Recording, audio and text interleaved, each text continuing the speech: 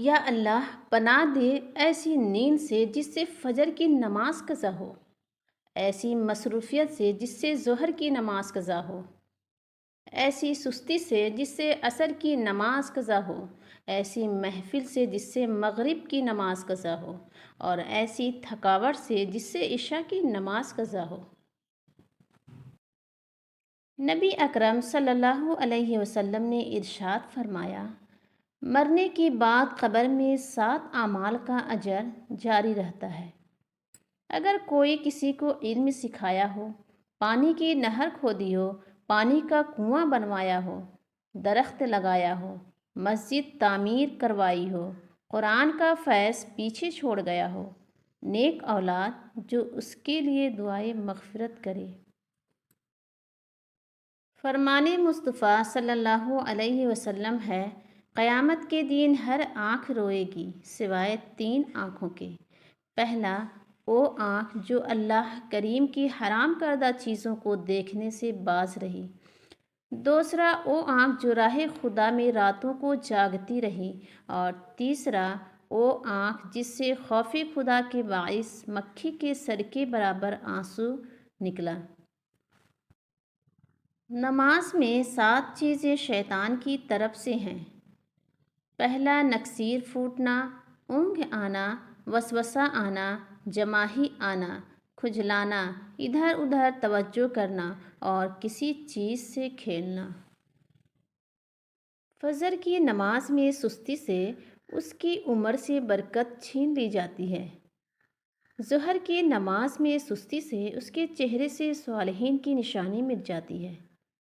عصر کی نماز میں سستی سے اس کے کسی بھی عمل کا اللہ تعالیٰ اجر نہیں دیتا۔ مغرب کی نماز میں سستی سے اس کی دعا آسمانوں کی طرف بلند نہیں ہوتی۔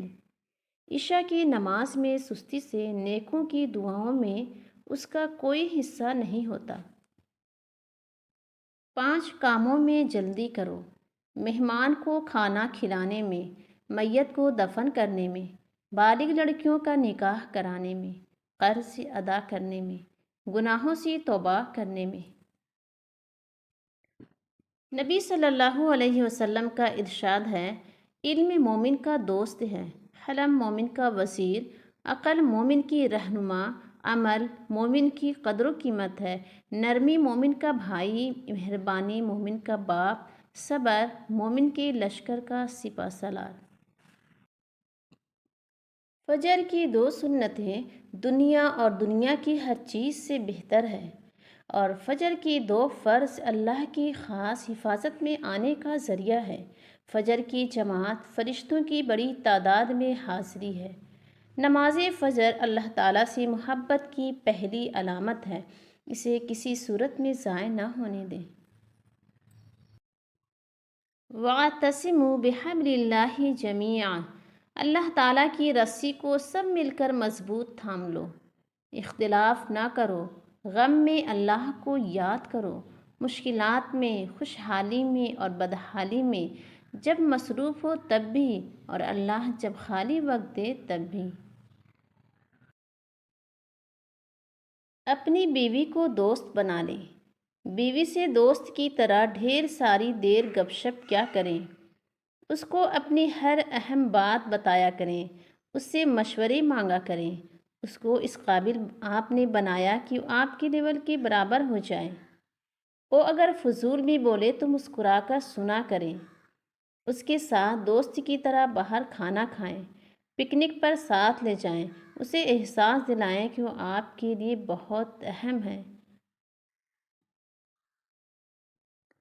انسان پوری زندگی 3 چیزوں کے لیے محنت کرتا ہے، میرا نام اونچا ہو، میرا لباس قیمتی ہو اور میرا مکان خوبصورت ہو، اور مرتے ہی ان 3 چیزوں کو بدل دیا جاتا ہے، نام مرحوم، لباس کفن اور مکان قبر ہو جاتا ہے۔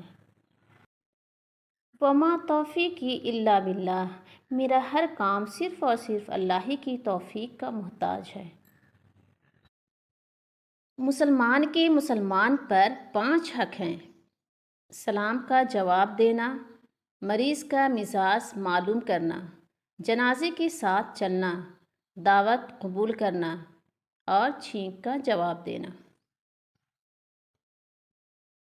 انسان بچ سکتا ہے تکبر سے، مصیبت سے، بیماری سے، غصہ سے، سلام کے ذریعے، صدقہ کے ذریعے، دعا کے ذریعے اور صبر کے ذریعے۔ روز محشر کون سے لوگ قرب کے حقدار ہوں گے؟